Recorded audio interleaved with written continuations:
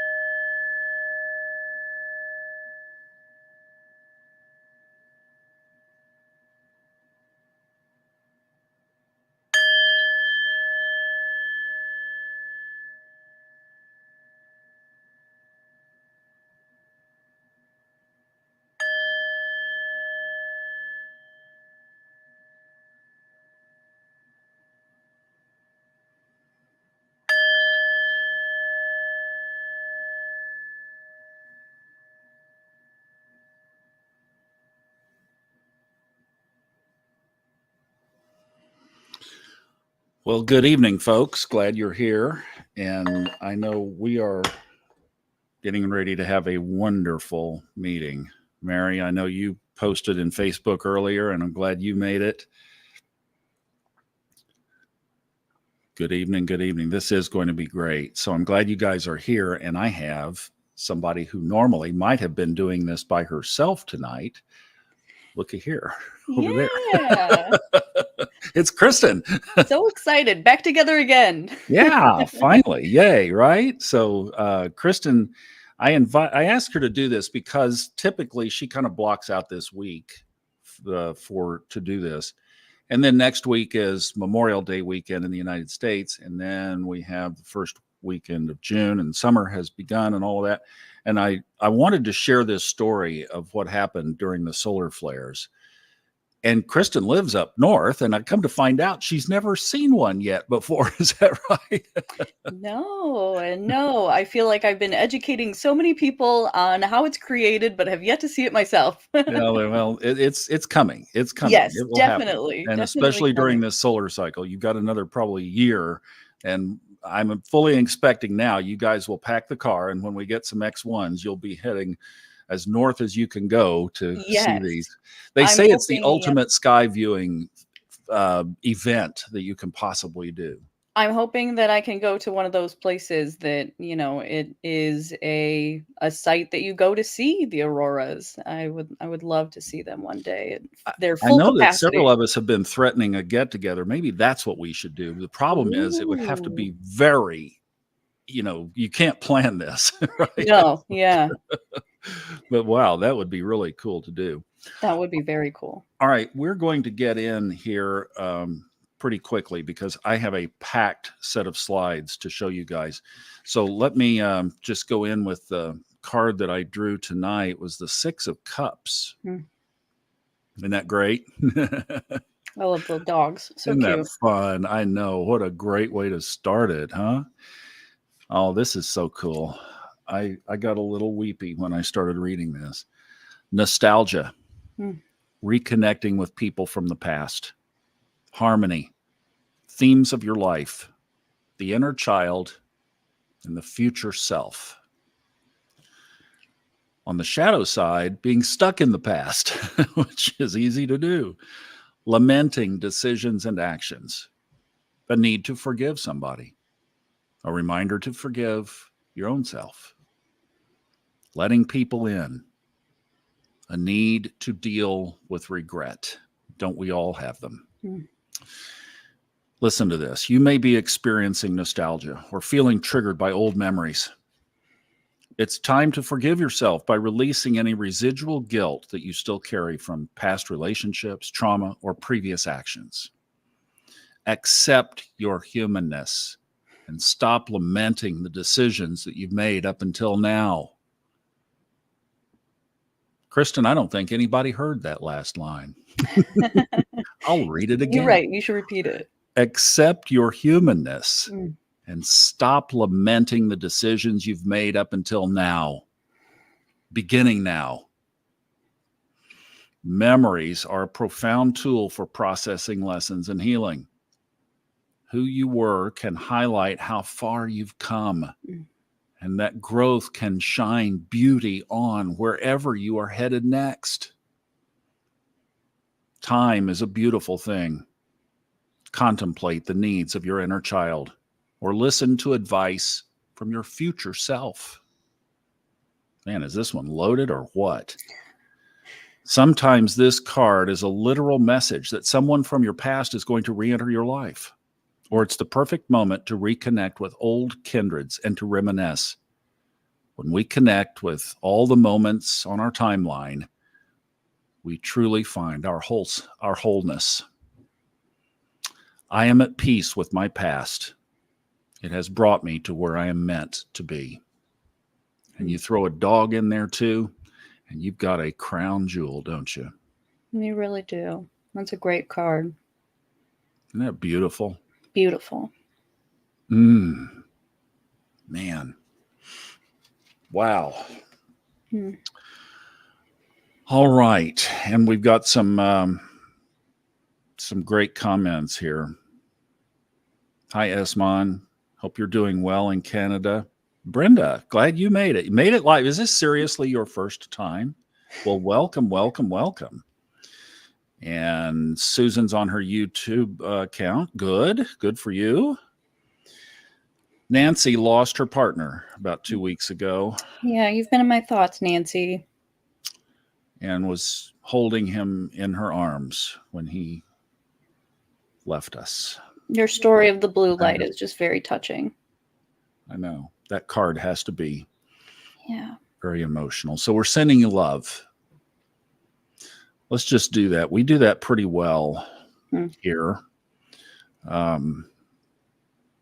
Let's just focus for a minute. Let's see what slide I can put up. Oh, how about one from the heart? Let's put this up.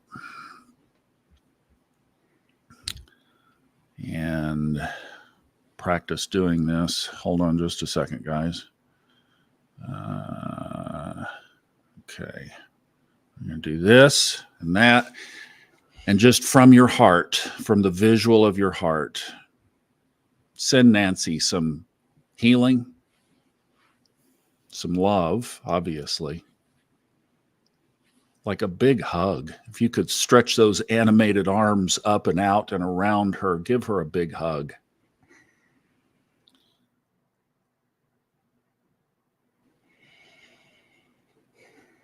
And give her the space to grieve and the love to heal.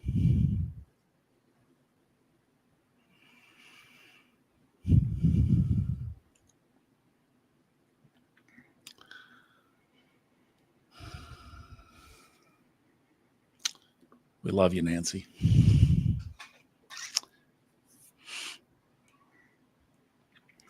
All right. While we're on this, we're going to jump right in because we've got a loaded presentation tonight. I think there's a little delay in my thing here. Is there for you, Kristen? I don't know. All right. So let's go into this. I'm going to go back here, and then we're going to comment kind of on this together. Yeah, there is a little delay. Maybe because I'm running 3 streams. I don't know. I think that should be going into full screen. Here, I'll get it. There it is. Well, look, hang on just a second, guys. We're going to take care of what we need to take care of.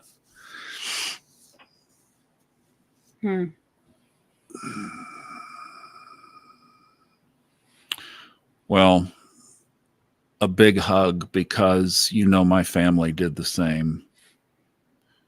And it's with you every moment.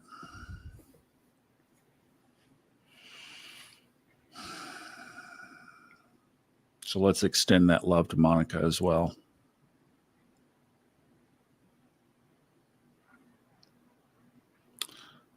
Oh my. Okay. Kristin, we may be going a little bit of a different direction tonight. This is from Esmon. Her daughter-in-law died suddenly, Oh, wow.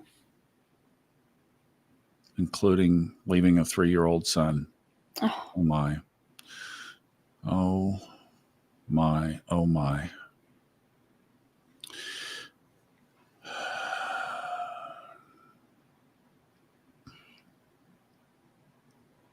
I'm trying to let's get Monica's back up here. There's that. Whoops. All right. So, when we come in here to do these, we have, a plan, and we'll get all this in. I'm confident we can run through this pretty quick, but this is more important. yeah. You have some comments, Kristin? I saw Aspen's comment about how she goes, my grandson misses his mommy. I choked up. It's very heartbreaking. Oh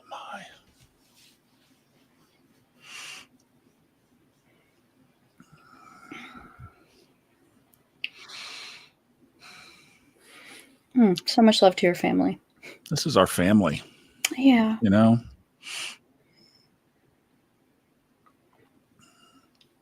You guys have been watching us come on here and do this on Sunday nights for coming up on 3 years before too long. And when we hurt, we hurt. Here's another one. Wow.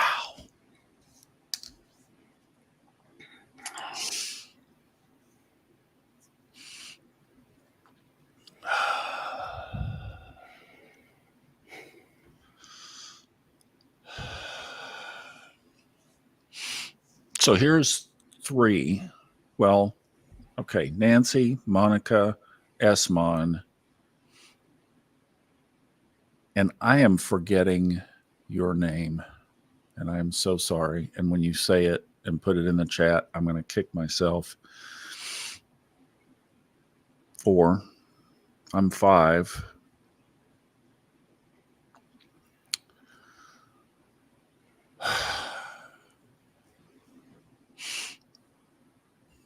Of course. Forgive me.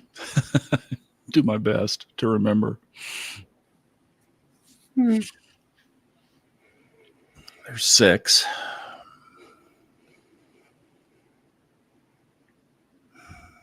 This is back in the eclipse and all that energy, isn't it, Yeah, Kristin? definitely. And here it is, still playing out. All right. So look, guys. I want to let's do this because we could go on, but I also want to give this attention now, I think. So let's just do this real quick.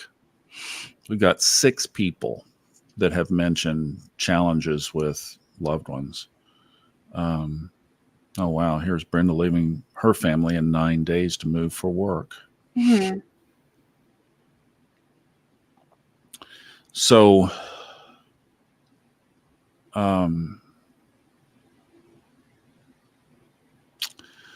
look at this. I mean, wow. Incredible. Oh my. Back to our card, the past.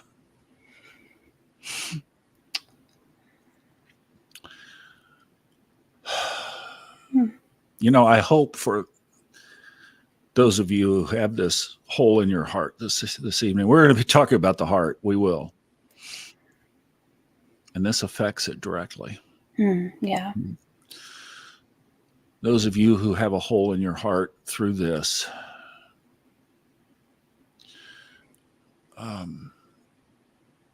one of the greatest supports that we can have is to give each other strength energetically. And we're going to be talking about electromagnetic energy coming from our heart, this kind of thing. And basically through it, your heart, my heart, we can connect.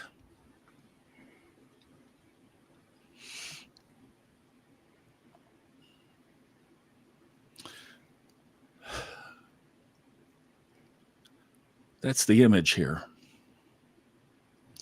So let's just send love. Let's get into this kind of mode for a minute. Can we? Yeah. Then we'll begin. Oh, let's do this.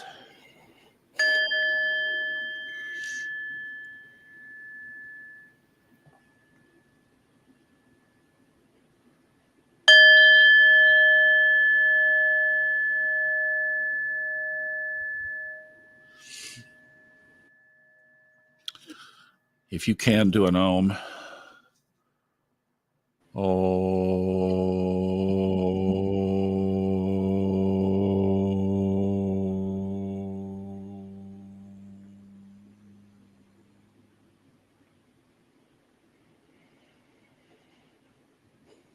Just focus on your heart. That's our subject tonight.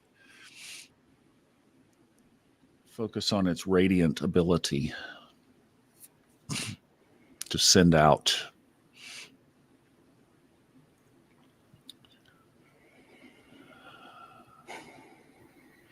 And whether through death and passing, or whether through anger and separation,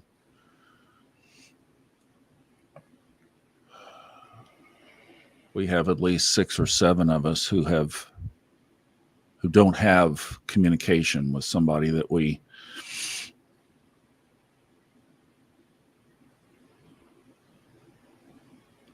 once did, just not so long ago.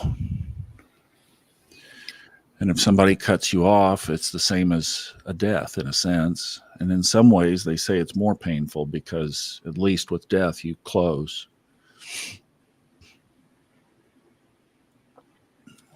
So let's send love as you are.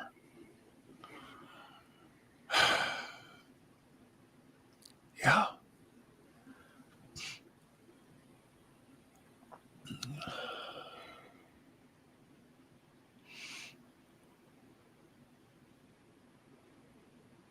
Just send love collectively.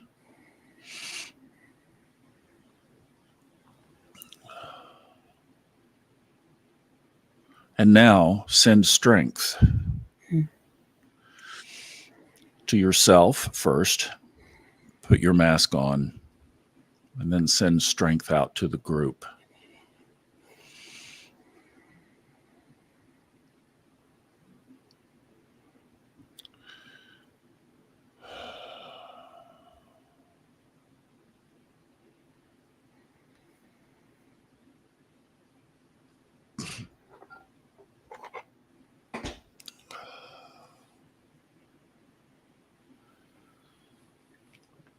And obviously send healing.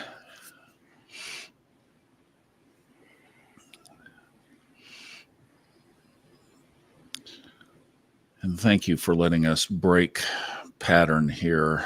And just now a big group hug. Like we are a big family.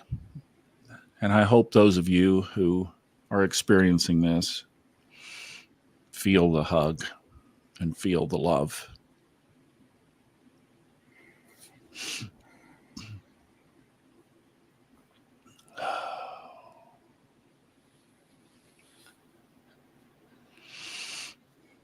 Oh, man.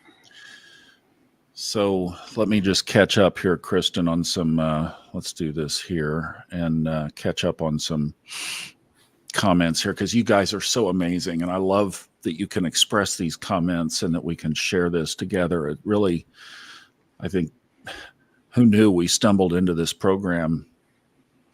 Yeah, the ability to be here for each other is very beautiful. Yeah, and we can communicate in this way, and it's so effective.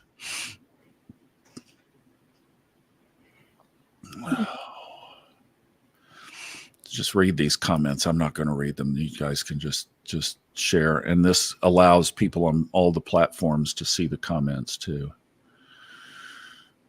So I wanted to go back up here and catch up with, here's another one from Monica. It's more painful. It does. You feel punched out. Yeah, I definitely think there's something to that, just with the people still being on the same energetic plane as us and not losing somebody to death. It can hurt more. Yeah. Melissa says she was over on Instagram, which is great. The comments do not come through, unfortunately, from that platform.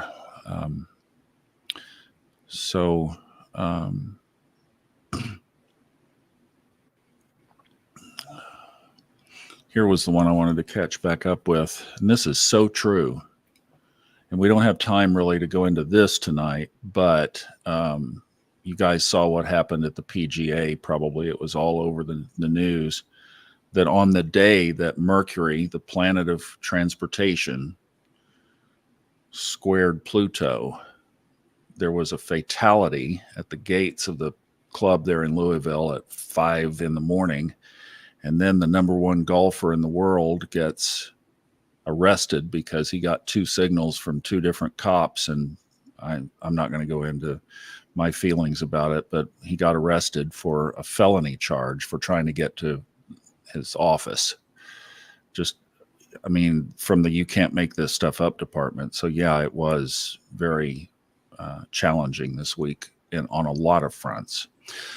All right, you guys, let's roll into our presentation. Are you good now, Kristin? Yeah. And thank you all for allowing us to just shift gears there. So last weekend, as you know, beginning on Friday afternoon, this kind of thing started happening. We had all these critical alerts about solar flares. And we wanted to walk through, and we'll do it in a little bit even more abbreviated fashion tonight, of what this process is and how do we get to this point of critical alerts, power grid blockages, strong magnetics, geomagnetic storm, etc. What does this mean? How do we get there? And then how does it affect us? So obviously, at various times, the sun emits discharges of electromagnetic, protonic, X-ray energy is predominantly what's going on. These are incredible photos from this guy, Andrew McCarthy, on Twitter. Did you see today? Elon put a post up. He said, all right, be honest.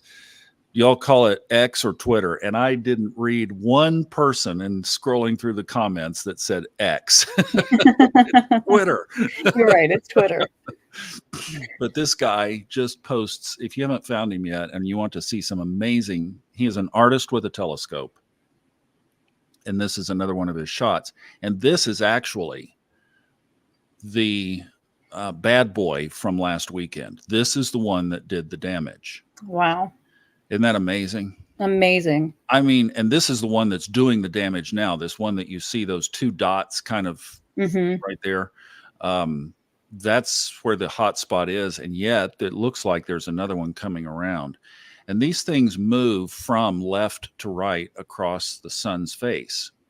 So this is a shot from just before that. Well, this was last week. This was last weekend when the bad boy was still being bad. And you notice 3664 there. About the 4 o'clock position. That was the one that threw off these massive solar flares. And this was it. That was 3664. Now, you probably heard, and Kristin, you heard this too, that this hasn't happened like this in about 20 years. Yeah. That's exactly what I was hearing too, was 20 years. And you said 2003, right? Whoops, I've got a typo in the slides. It's 2003. This should not be 2023. This is 2003. Sorry, my bad. So yes, 21 years ago, this is what the sun looked like. And it was this 488 right here. That same one and about that same position that caused the last level of geomagnetic activity that we've experienced up until last weekend. So now I kind of wanted to let Kristin talk through this next little batch of what happens after this. So this is the initiating event. And then the next thing that happens is this. So Kristin, why don't you Yep. pick up here and walk us through how we get auroras and what all this looks like? So, as you can see from the coronal mass ejections from the sun, it kind of spews out. Thomas called it when the sun coughs, which I think is a perfect analogy because it kind of just creates this energy. And if you've ever watched like a slow motion of somebody sneeze, and it just kind of like sprays everywhere, and you can imagine the sun kind of doing that same thing when the coronal mass ejection when it's facing our earth, it gets caught up in the atmosphere. It takes about 8 minutes for it to reach the sun to us. And so the atmosphere that is around our earth is constantly moving, and it creates these geomagnetic storms where the energy from the sun actually gets caught up in our atmosphere.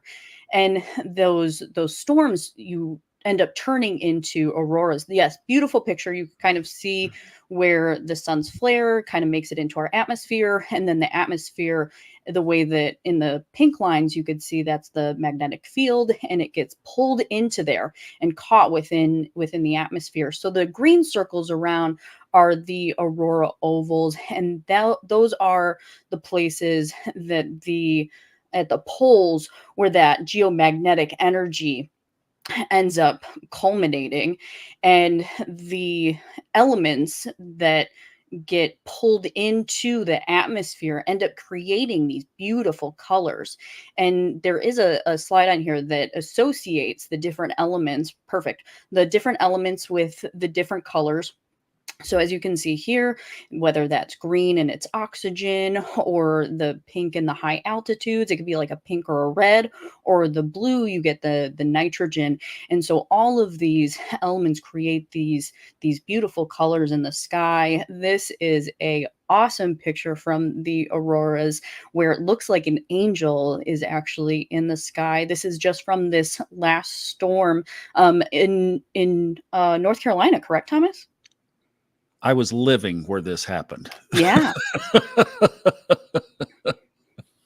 That absolutely was right over where I beautiful. was in North Carolina. Wow.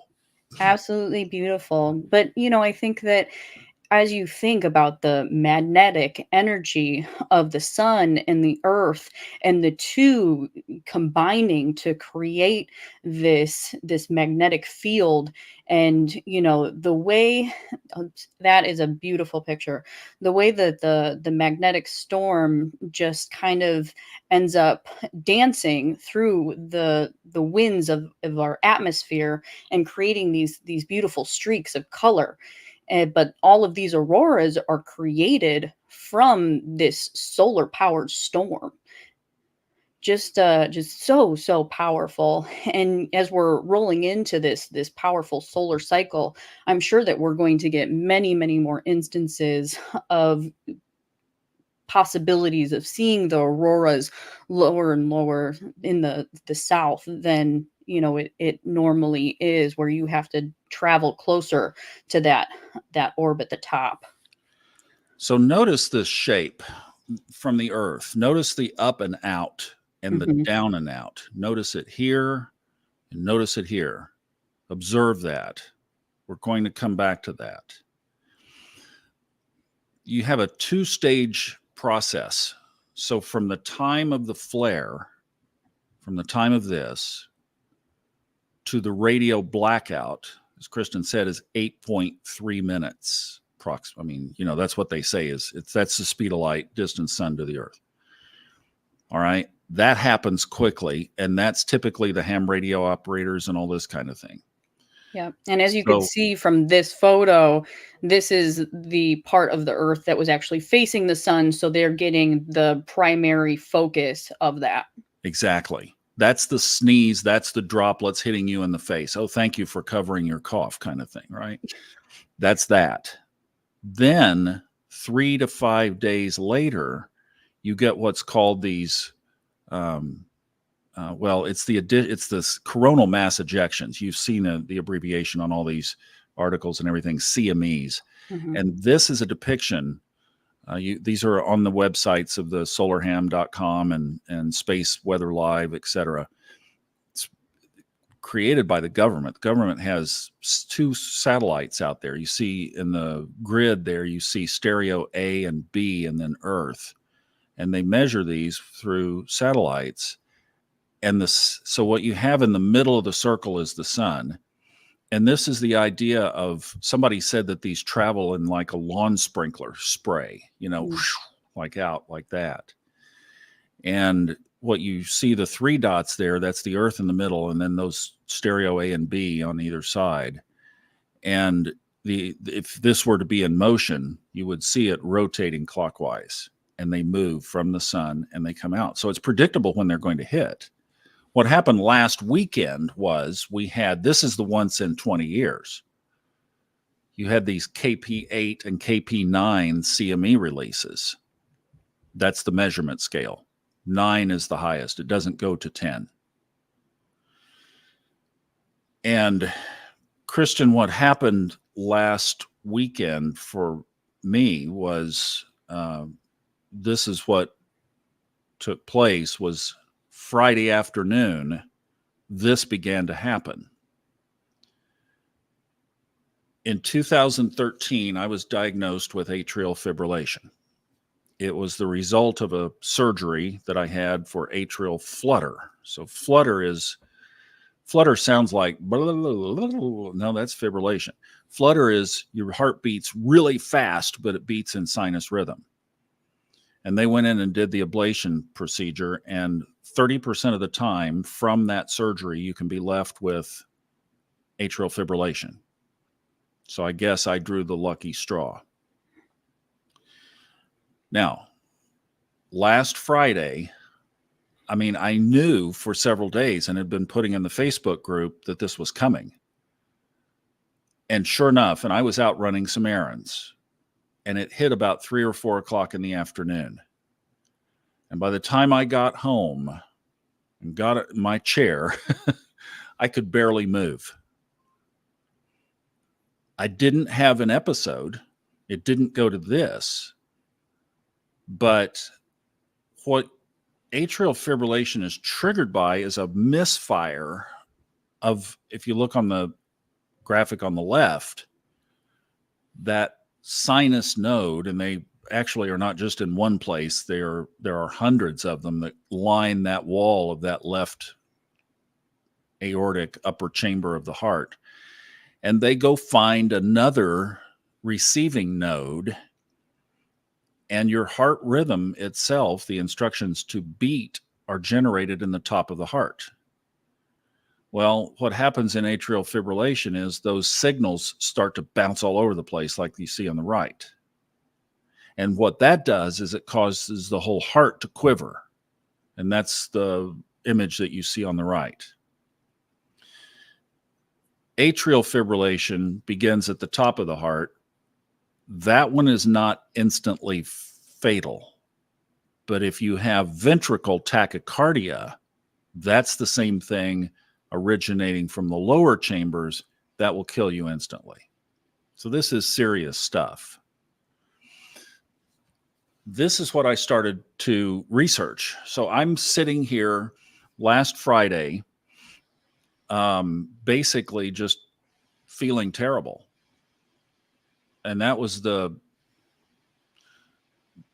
I didn't know how it was going to be experienced. But I was sitting in there, just literally couldn't move. And I wasn't doing anything, hadn't eaten anything bad, normal diet, normal day, normal stress level, non-stress, really. I was just out running some errands Friday afternoon. It was a nice day. But I came back and I could not move. And that's when I decided to call off Level Up, because I knew that this was going to continue for 3 days or so, and it did. Mm-hmm. And all this is forecast, right? So while everybody else was out looking at beautiful auroras, I was sitting there literally wondering if I was going to make it through the weekend. And that's not dramatic. And let me show you why. I went through this with Kristin last night, and she was like, wow. And this will come back up in a second, I guess. Yeah, there it is. All right. So this is an article, a national review from the National Library of Medicine. Effects of electromagnetic field exposure on the heart, a systemic review. And basically what this paper said was, yes, there is a correlation. Then there was this one from the World Health Organization talking about electromagnetic hypersensitivity. So in other words, some people are more sensitive than others. And this is a good point to go back, because some people are sensitive to this part of the phase. Mm-hmm. That's the initial burst. And the big ones are on an X scale, X1 point something, X2 point something. For scale, the biggest of the year is X 8.9. Yes. And it's an exponential scale. And the biggest of this solar cycle is that X.9. I mean, we're talking, it only goes to 10, folks. So X.9 is about 100 times more powerful than an X1, which is 100 times more powerful than an M1. So we're talking about some massive releases from the sun over the past, particularly week ago. Mm-hmm.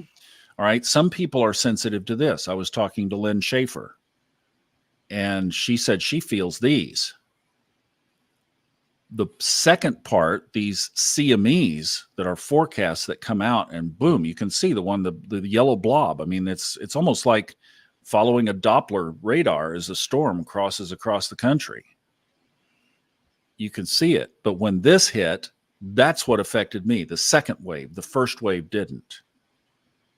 So science starts to look into this, and they say, yeah, and some people are even more sensitive. This one was interesting. This was a study of linemen, people who work on the lines, the electrical lines.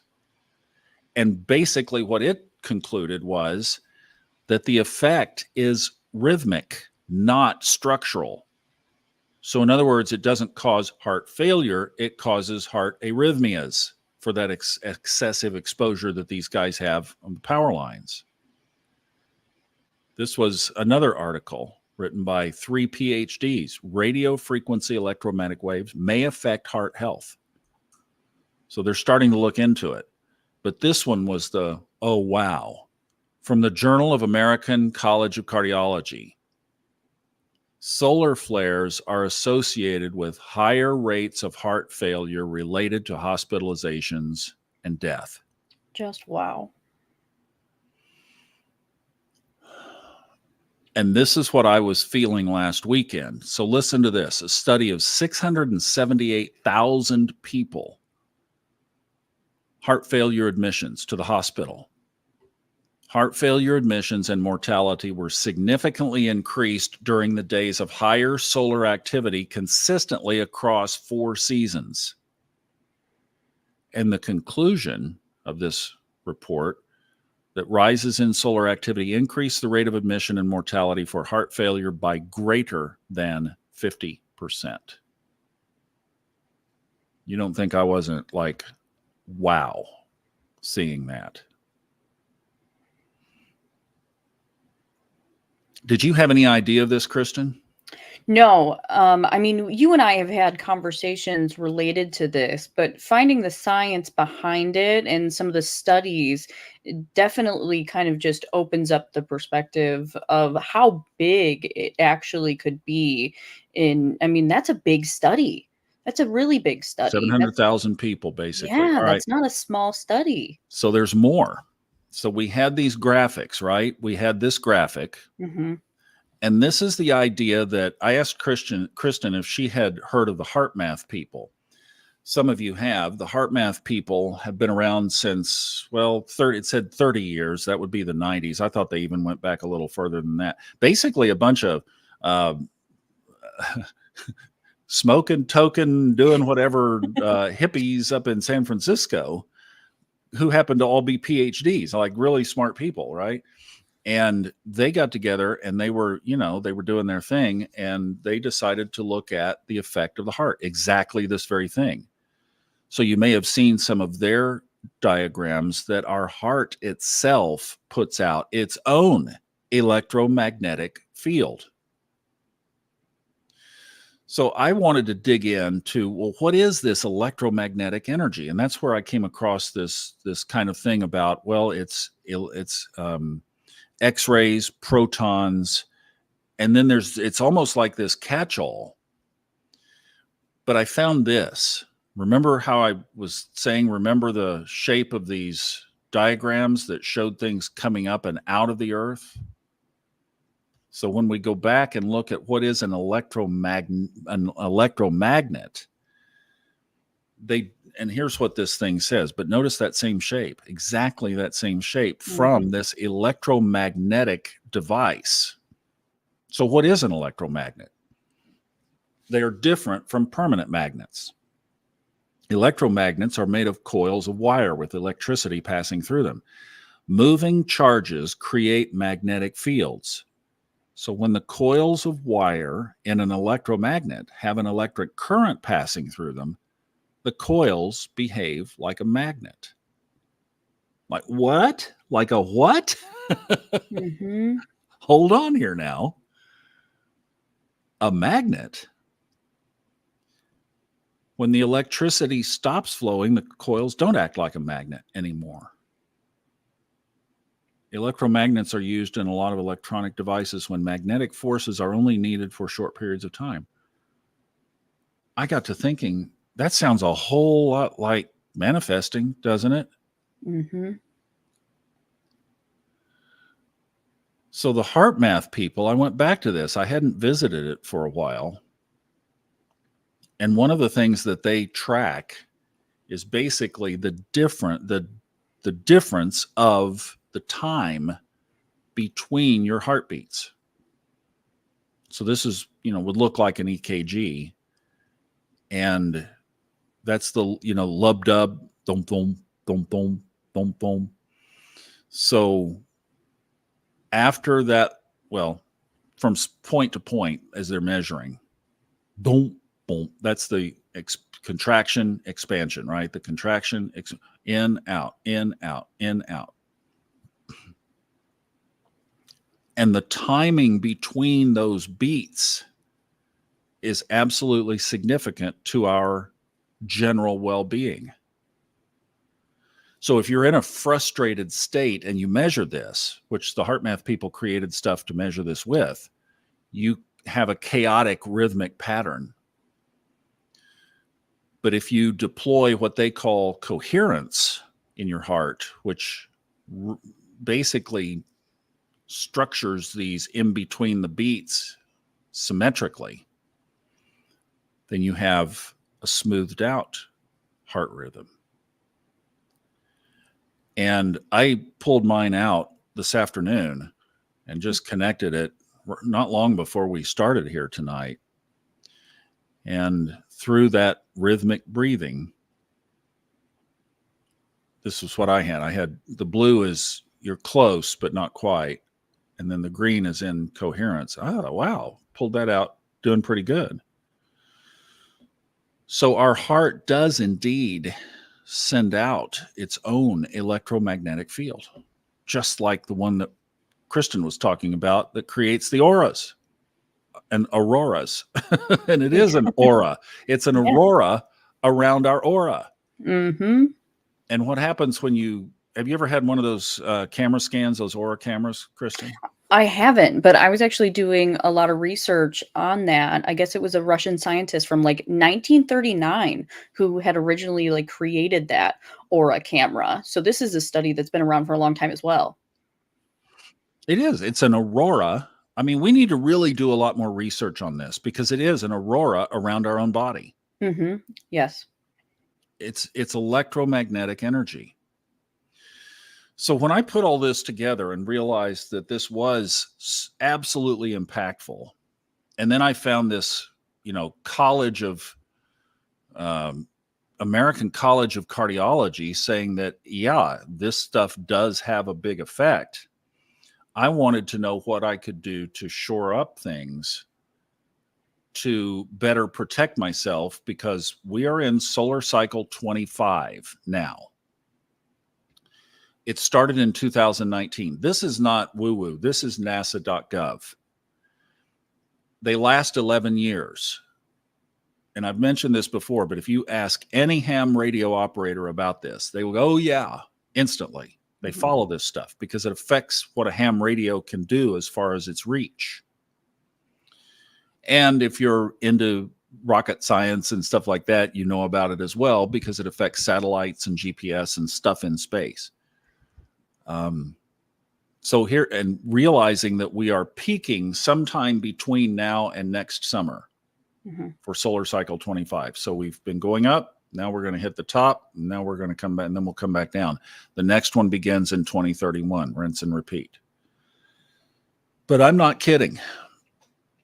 I sat in that chair in there for 3 days wondering if I was going to make it. That's how I felt. I was like, this could blow a valve. And I thought, I'm not doing this again. So let me show you up with all the precautions. Let me show you a few things here. So you get on Amazon and you can get a sheet that is silver lined. And this stuff, I'm not kidding you, when you put, so here's how you measure EMF. This is called a tri-field meter. And it measures electric and magnetic and RF, all three. You see the scale there. And this is like the de facto standard of this. And you guys might want to get a couple of, if you want some screenshots, grab your phone. And here, I'll put this up big so you guys can see these things. That's the tri-field TF2.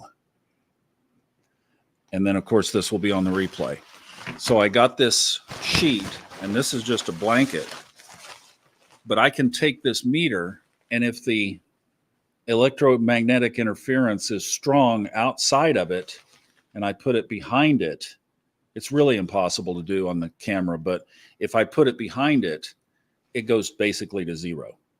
All right, so that was one. The other thing, well, so then a lot of you have heard about, well, now let's see, let's not do that. Yeah, okay, we'll talk about this now. So a lot of you have heard about grounding mats. I got several things to work on this. This is a grounding mat. It's basically just big enough to put your feet across. And here's the brand on it.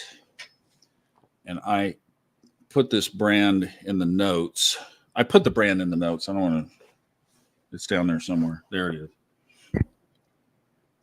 There's the brand on the mats. Huga Shaka. Who remember that from the 70s? But what you do is you plug this into the third, that third hole, that round hole in your electrical plug, and then you snap it onto here. And this connects to the ground spike or whatever, however your electrician grounded your building or your home. This goes into the ground. And you can measure this. You have to do a little bit of electrical dialing around, but this will connect you to the earth. And how you can see that is on a voltmeter. And what you do here is you ground the voltmeter. You stick this in the little round hole. And then if you just grab this on the volt setting, it will tell you what your body's voltage is.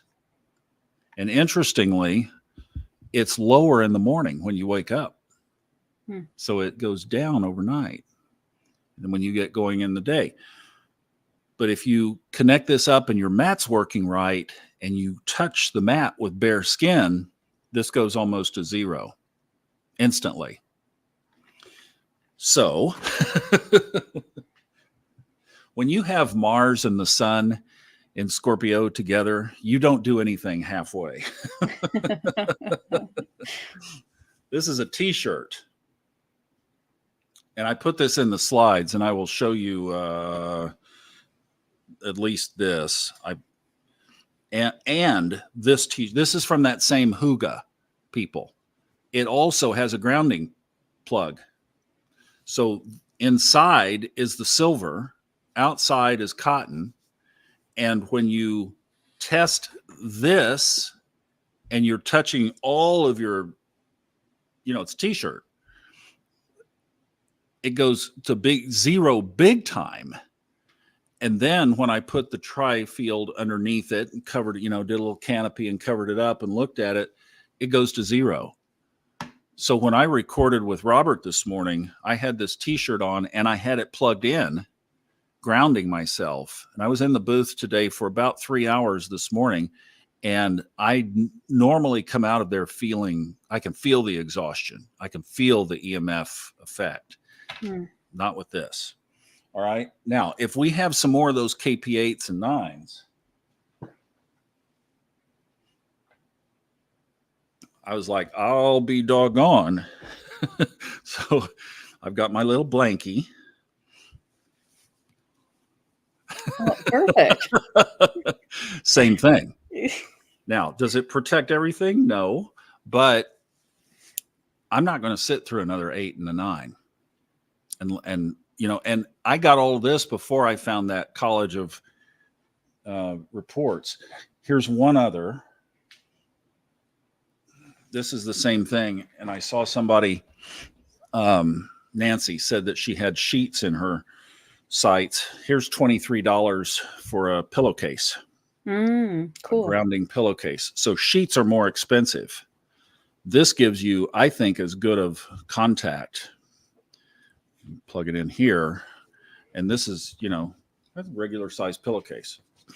Yeah, no, I think the pillowcase is a great idea, just with the top of your scalp being such a powerful magnetic spot. A pillowcase is a really great idea.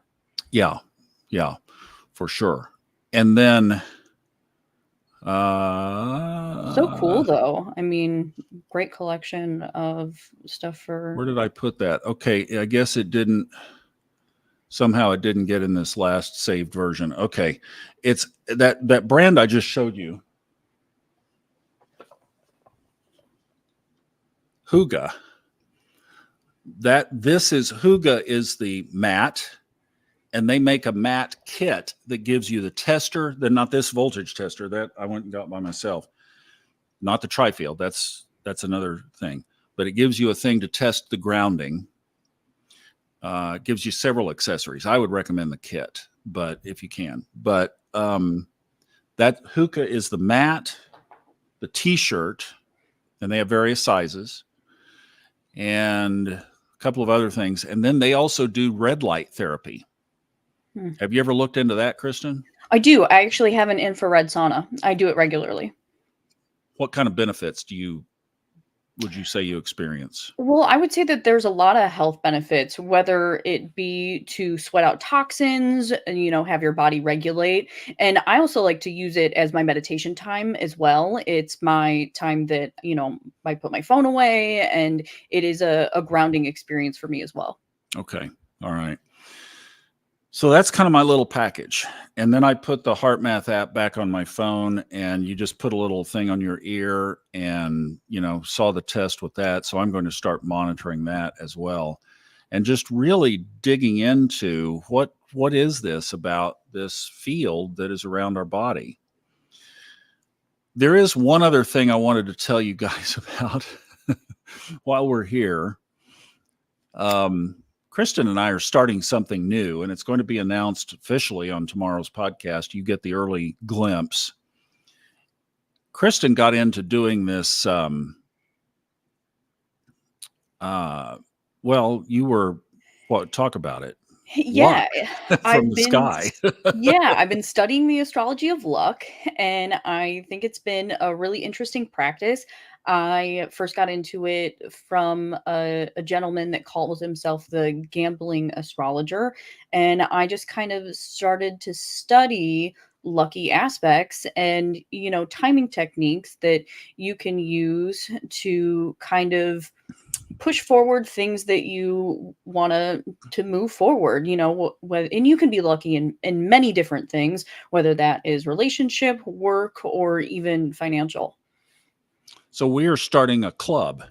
Yeah. And if you go to funastrology.com, at the top, you get a link to it. And every month, the end of the week, we are going to put out a video to everybody that's in the club to show you what the luckiest times of the month ahead are, and the times to avoid, Hmm. and how to interpret those in your own chart. So that's starting. Kristin's going to be on tomorrow's podcast, as we're also starting a Lucky Stars feature now on Mondays. And we're just going to run with this because you guys really, several people responded favorably to this. So I thought, yeah, let's just see where this goes. It'll be fun Yeah, to I'm play super with. excited too. And, I think that this is going to be a good thing to just kind of throw everybody's, experiences in, and just kind of create a space where people can start to look for where they could be lucky in, whether that be, relationships or, different things, and as well as times to kind of be other people's luck. I think that there are so many situations that we get put in that we create luck for other people as well. So why don't we let's settle in for a little coherence electromagnetic meditation here. And Kristin, I'd like for you to take the lead on this. I'm Yeah, trying to get definitely. this thing to hold still so that you're up there with it. Maybe that will do it.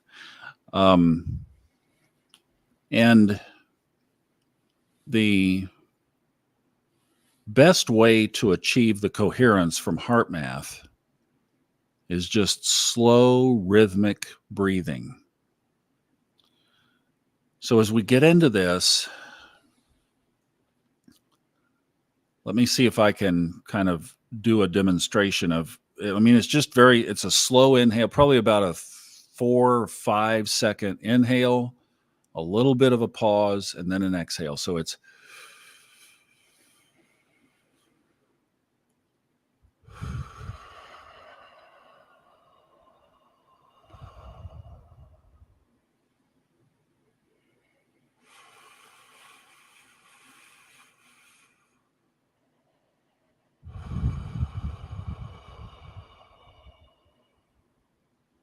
kind of like that. So try to stay in that kind of a rhythm as Kristin leads us through a heart-centered meditation. Yeah, and I think, with all of this, it shows just how important meditation is in slowing your heart down and creating this magnetic field for yourself. So we'll get into a meditation if everyone wants to get comfortable.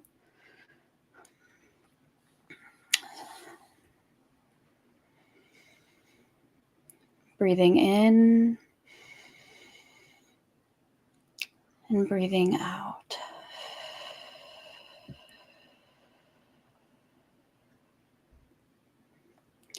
Breathing in and breathing out.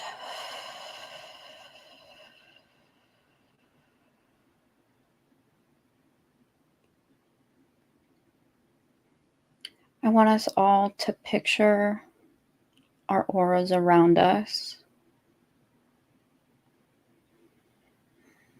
Whatever colors call to you.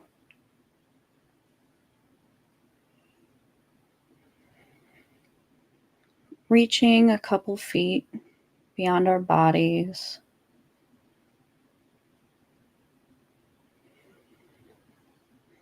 This powerful magnetic field. It's what we use to feel the energy around us. And today we'll give it strength. Clear the energy from it we do not need.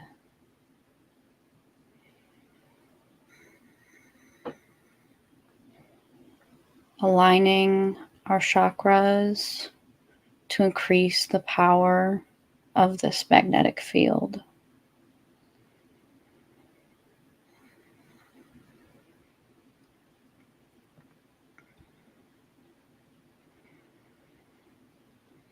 I want us all to picture a water valve above our heads. And with our mind, we slowly turn it on. Watch the water begin to trickle. As it moves down towards your body, it reaches your aura first, hitting the field on top of your head and washing down, clearing any stagnant or negative energy, cleansing.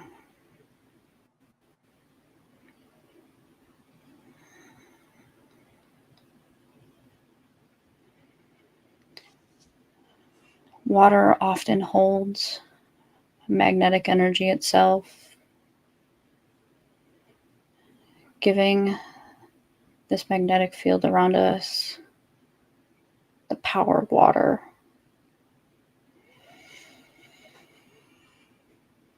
As it washes away the energy we don't need, but leaving us with the magnetic strength of it.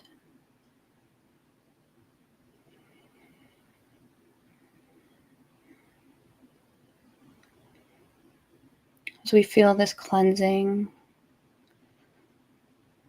the aura color begins to move to white, signaling a purification.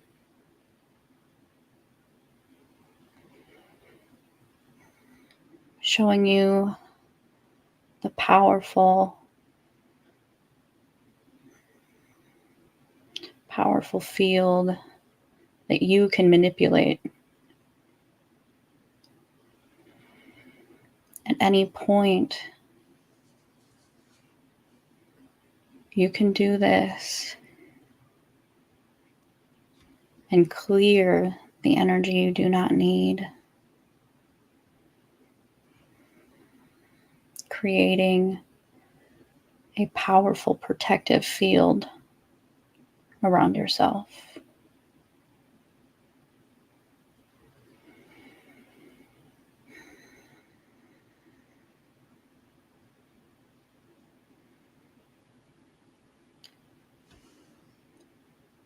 Now that we've created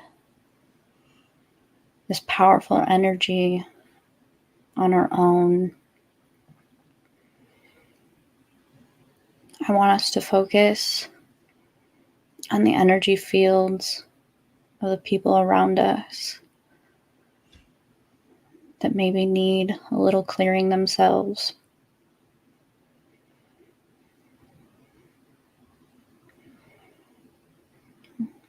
Picturing that same water valve above them,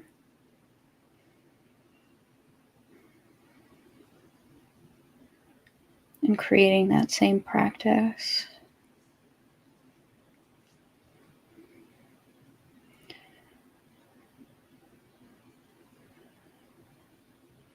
Knowing that you have the power to help these other people with your pure energetic field itself, powerful and able to help others.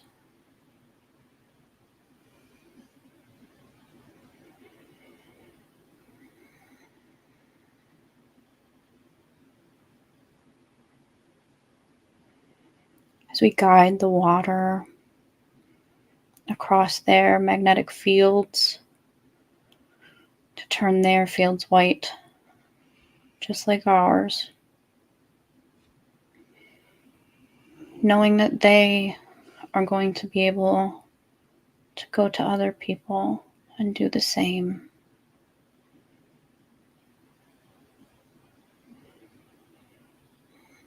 Being able to match their energy as they matched yours.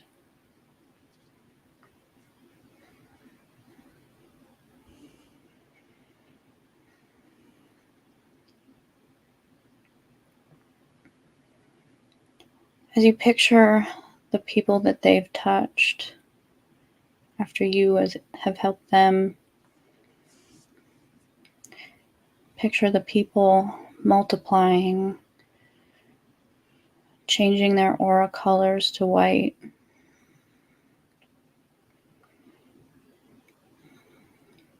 creating many, many people in this frequency.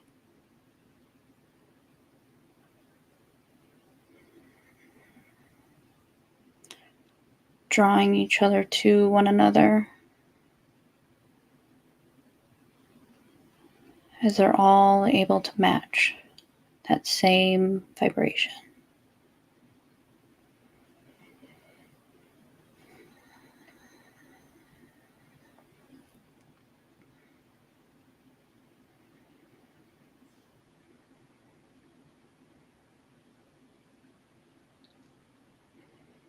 As the crowd begins to be bigger and bigger,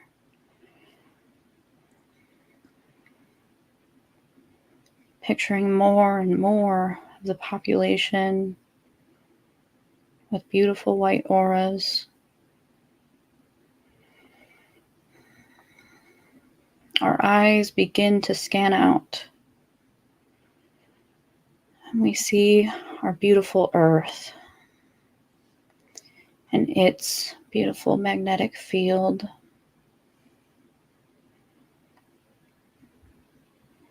We do the same to the Earth.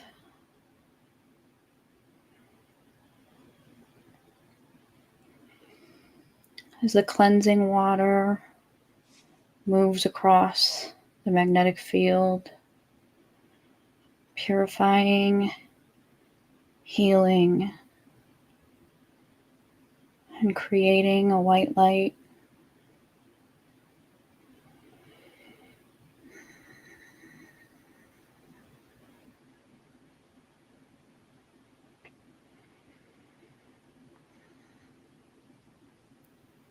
Our vibration has gotten us to this point where we can heal the earth. How powerful we are to make this energy move past ourselves and given to so many others.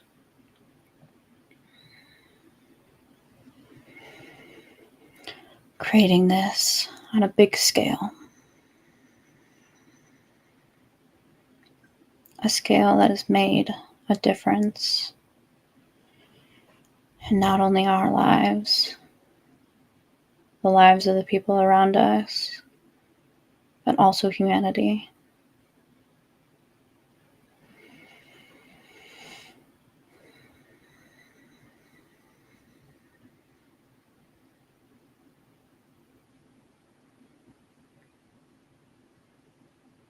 This higher vibration that we've created benefits the humans, the animals, the plants,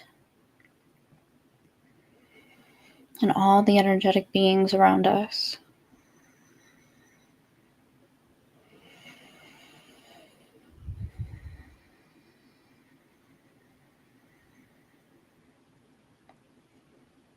Feeling gratitude for the ability to make a difference.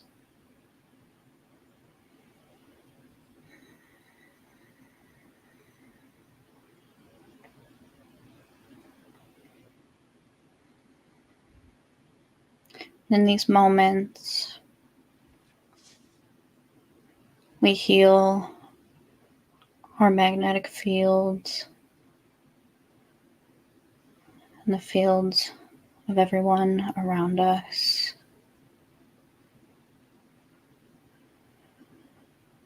We know that at any point we have the power to change the magnetic energy, to come back to this.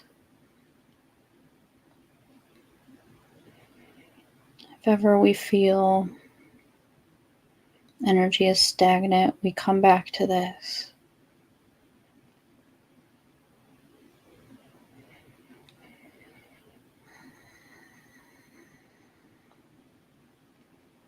These moments of power, these moments of strength, these moments of healing, and these moments of shared love.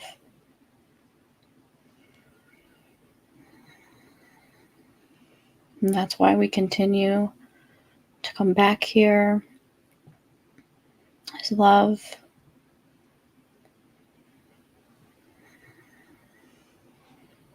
and the ability to share it.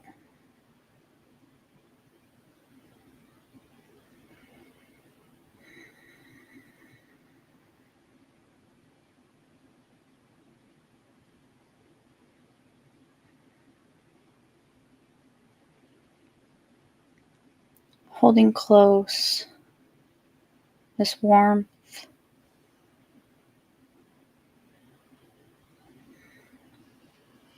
the strength we feel in our hearts.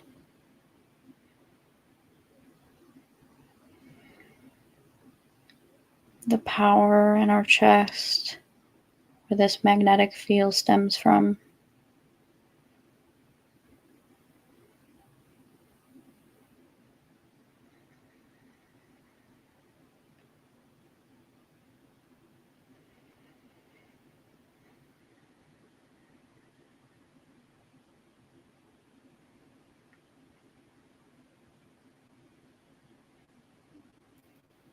Filling our body with love, for it is the vessel where we hold this strength while on this earth.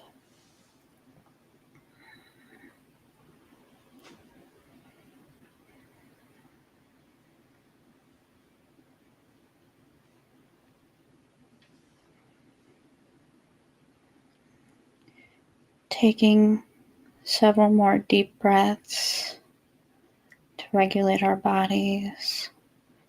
Breathing in and breathing out.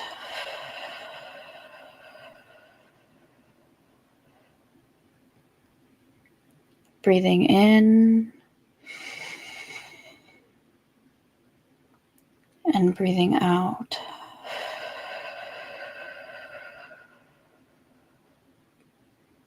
One more time, breathing in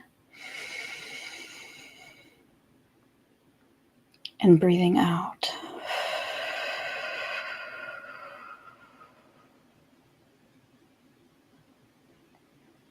May you carry the strength with you and come back to this when needed. Namaste. Beautiful. Beautiful. Thank you, Kristin. Thank you.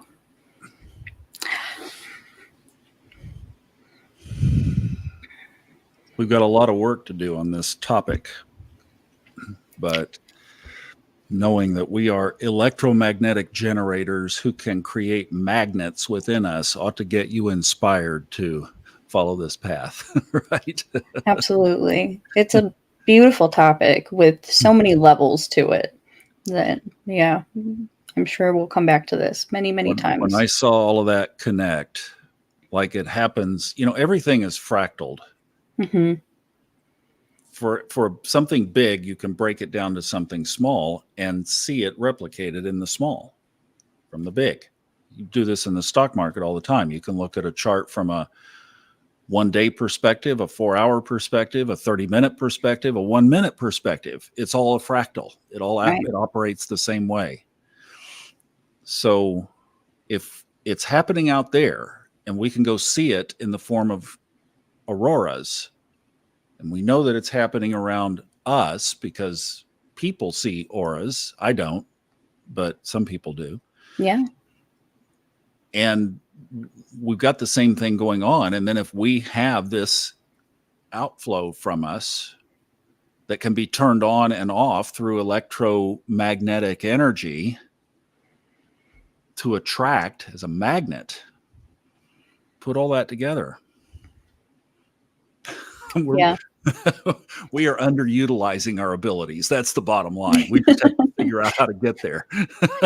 Yeah, the connection between auras and auroras. I mean, it's such a beautiful connection, and picturing just the powerful colors that we can have. Yeah, it's crazy. So we got a lot going on. All right. So for Nancy and Esmon, who experienced losses, for Sandra and Monica, people pulling away, and me, and then Brenda's moving. We just want to really. And Linnea and her siblings as well. And I'm sorry? Linnea and her siblings as well. That's right. I knew there was one other one there. I wrote these down. Good. And we'll keep them in our prayers through the week. So yeah, you guys continue the spirit of this, and for these folks, and oh goodness, know that we're with you.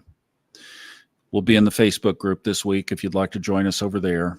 And then we'll see you on the podcasts and in between this week. So Kristin, thanks for being with us tonight. Bravo. It's lovely. I love it all the time. So happy to be here. And it was good doing it with you again. Yeah. You guys have a wonderful week. Sending you lots of love from both of us. Bye-bye.